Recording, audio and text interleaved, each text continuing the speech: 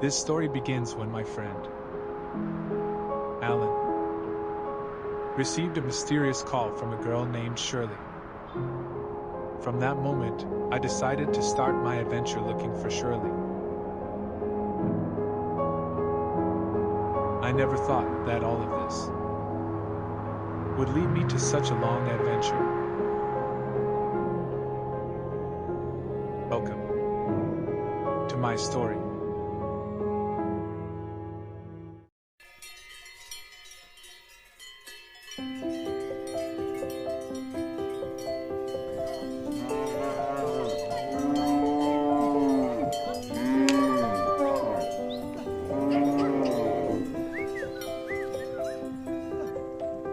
I just finished reading my favorite fictional story.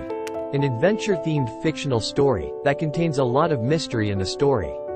When I read adventure and mystery-themed stories, I forget the time. Understandably, to get a storybook like this, I have to travel several miles away, just to find a shop that sells the best fiction books. I am an ordinary young man who lives in a village. I'm a brown-haired, blue-eyed, fair-skinned guy, and I think I'm also handsome. My daily activities are tending a group of sheep in a large meadow that belongs to my family. Every time I shepherd, I always sit leaning against a shady tree while watching the clouds moving forward in the sky. The gentle breeze makes my activities more enjoyable. My family's green meadow is a bit hilly and decorated with many apple trees. My dad grew them because he knew I really liked apples. Especially if it is processed into delicious apple pie, which has become a special food in my village. I am an only child and live with my parents in a very beautiful and comfortable village.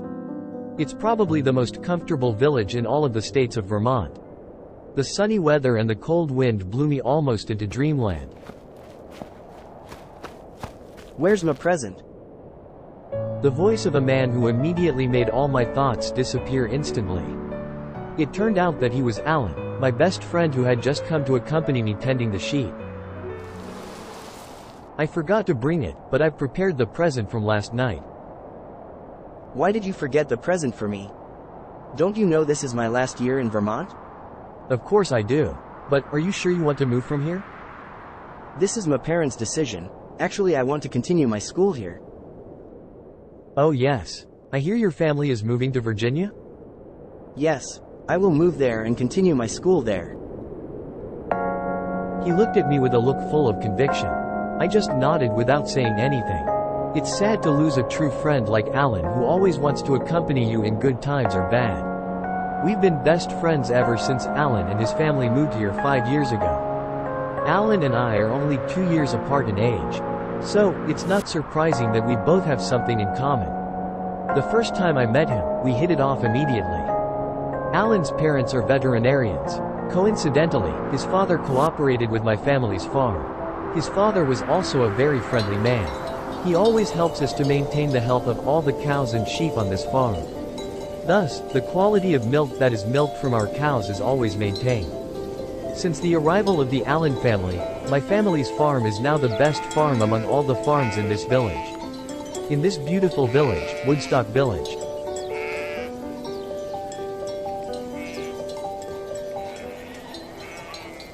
Wait a minute here, Allan. I will bring your present now. Please look after my sheep until I return. Okay. I rushed back to my house to pick up the gift I was going to give to Allan. That I promised to give him a gift because he just turned 20. I have prepared this gift since last night. My house is not too far from where I feed the sheep. This gift may not be expensive. However, very useful. And of course, as a form of appreciation for our friendship, which is of course priceless. Allan, accept your gift. He stood up and came over to me. Then, immediately opened the small box that wrapped the gift. I didn't expect you to give this to me. Thank you for this gift. I do want it. He showed a happy face when he opened his gift. You know, to get that cell phone hanger, I had to travel dozens of miles to the city. I smiled while lightly hitting his shoulder when a cold breeze reminded me of something. That phone. When I saw his cell phone, I remembered Allan's story a while ago. He told me that he had been called by a girl who claimed to know him, but Allan didn't know her at all. To the point that he accused me of bullying him by telling the girl to call him. I invited him to sit back under the apple tree while watching the sheep playing. Allan, tell me about the girl that called you that time. Do you believe me? Of course I believe. Actually, this incident that I experienced was a very long time ago. Why are you just telling me? I experienced deep trauma because of that incident. You just imagine, suddenly that girl knows all my identity. Was it because of that girl that you threw away your cell phone number and bought a new SIM card? Yes, because it is. Seeing his reaction, I'm sure he's not lying. I believe he is really experiencing a trauma. Just imagine, even now I don't know what Allan's new cell phone number is because he doesn't want to tell it to anyone. Apparently, this is the reason Allan hid his cell phone number. Wait a moment, maybe this is the right time. He got up from his seat and rushed back to his house, which was not so far from where we were chatting at this time. I saw him enter his house. I looked back at the sheep. There were some apples that fell to the ground. The sheep immediately ate them with gusto.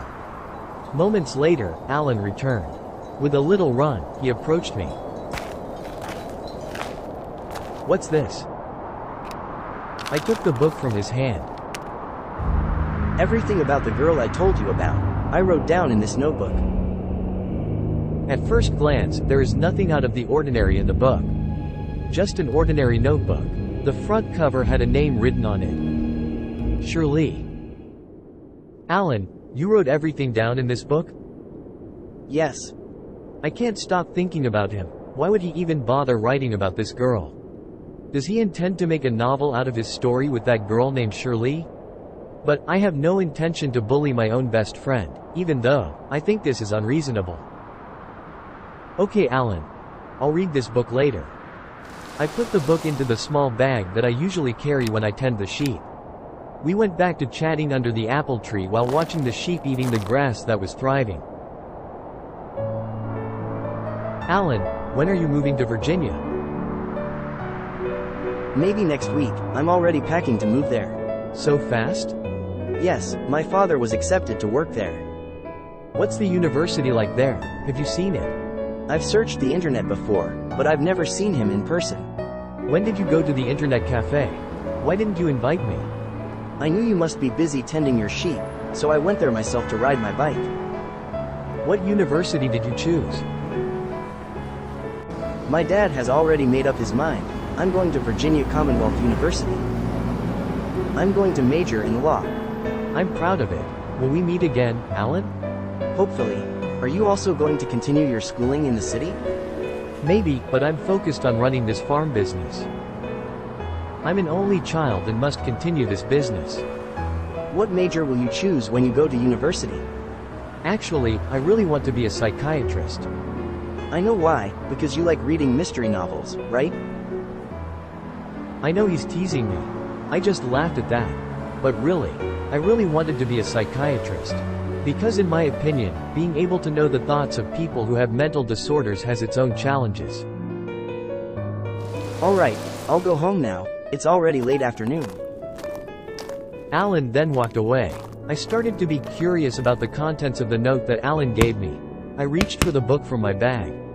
I opened the pages one by one, reading randomly. It was like a diary filled with conversations written down in great detail. I thought for a moment, why did Allan have to make such detailed notes? I came to a quick conclusion about this notebook.